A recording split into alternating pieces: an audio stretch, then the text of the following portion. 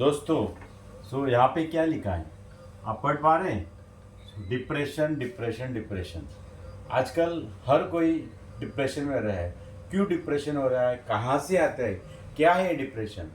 Depression आपके घर में भी है और आपके बर्थ चार्ट में भी है। उसको हम लोग आज ढूंढेंगे। आप अपना बर्थ चार्ट ओपन कीजिए और अपने घर को भी देखिए कहाँ से डिप्रेशन आता है। आज मैं आपको खुलासा कर दूंगा डिप्रेशन कहाँ से आता है, बर्थ चार्ट से आता है या घर से आता है।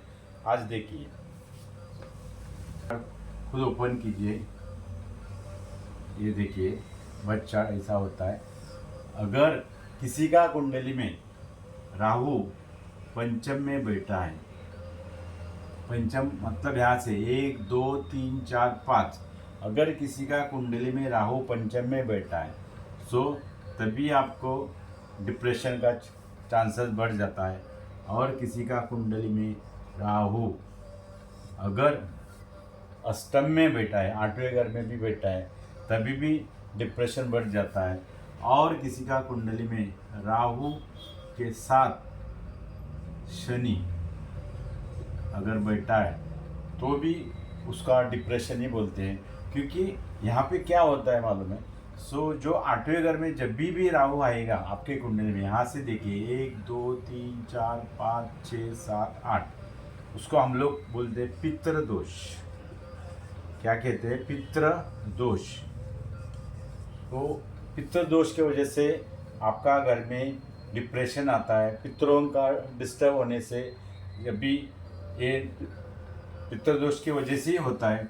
दूसरा पंचम स्थान में, यहाँ से 1 2 3 4 5, 1 2 3 4 5, पंचम स्थान में अगर राहु रहेगा तभी भी पितृदोष होता है।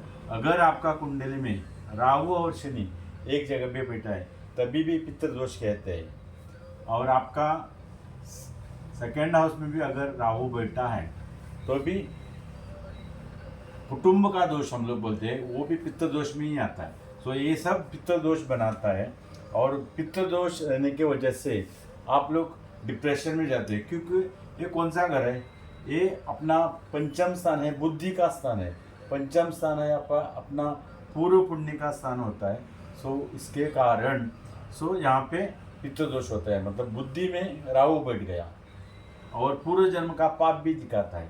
पंचम स्थान पूर्व जन्म भी होता है, एजुकेशन का भी होता है, पंचम स्थान बुद्धि का भी होता है। इसके कारण ये पित्त दोष बनाता है और डिप्रेशन बना देता है। मैक्सिमम कुंडली में ये राहु ही आपको पित्त दोष बनाता है। अगर राहु शनि अगर कुंडली में कहाँ पे भी बैठा है तो हम लोग उसको ओवरऑल राहु शनि जब भी मिल के बैठता है उसको भी हम लोग पित्त दोष से बोलते हैं। वो कहाँ पे बैठे उसके हिसाब से हम लोग आपको बताएंगे। लेकिन ज़्यादा से ज़्यादा राहु जो अगर अकेला राहु आपका अष्टम में और पंचम में और द्वितीय स्थान में अगर राहु बैठ गया तो भी आपको डिप्रेशन ज़्यादा बढ़ जाएगा। और दूसरा कारण होता है आपका वास्तु। अगर राहु यहाँ पे है तो अचानक इसका मतलब ये है कि आपका घर में भी कहाँ ना कहाँ राहु का एरिया खराब हो गया। राहु का एरिया कहाँ पे होता है घर में, उसको हम लोग अभी जानेंगे अपना वास्तु के हिसाब से। देखिए, अगर हम लोग वास्तु देखेंगे तो देखिए यहाँ पे अगर आपके घर में साउथ वेस्ट एरिया में, अगर यहाँ पे साउथ वेस्ट एरिया, ये जो एरिया होता है साउथ वेस्ट, यहाँ पे जो एरिया आता है ये साउथ वेस्ट का आता है। अगर साउथ वेस्ट हम लोग इसको राहु का एरिया बोलते हैं। राहु अगर राहु का एरिया में अगर आपका सेप्टिक टैंक, टॉयलेट और वहाँ पे कौन सा अगर खड्डा भी रहेगा, तो अगर यहाँ पे खड्डा है तो भी आपको यहाँ पे पित्त दोष होता है। ज़्यादा से ज़्यादा सेप्टिक टैंक और टॉयलेट की वजह से ज़्यादा होता है। इस एरिया में कभी भी टॉयलेट गंदा नहीं होना चाहिए। मतलब सेप्टिक टैंक भी नहीं आना चाहिए और टॉयलेट भी नहीं आना चाहिए। उस घर में अचानक पित्त दोष होता ही है और पितरों का ये स्थान होता है। इसलिए कभी भी यहाँ पे आप कभी भी अपना भी घर देखिए, साउथ वेस्ट में अपना घर देखिए।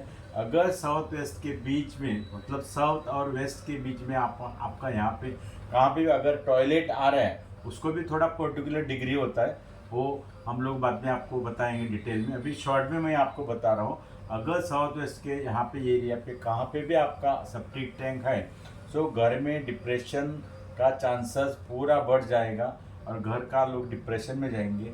घर में जो भी यजमान रहता है उसके लिए ज़्यादा तकलीफ का बात होता है।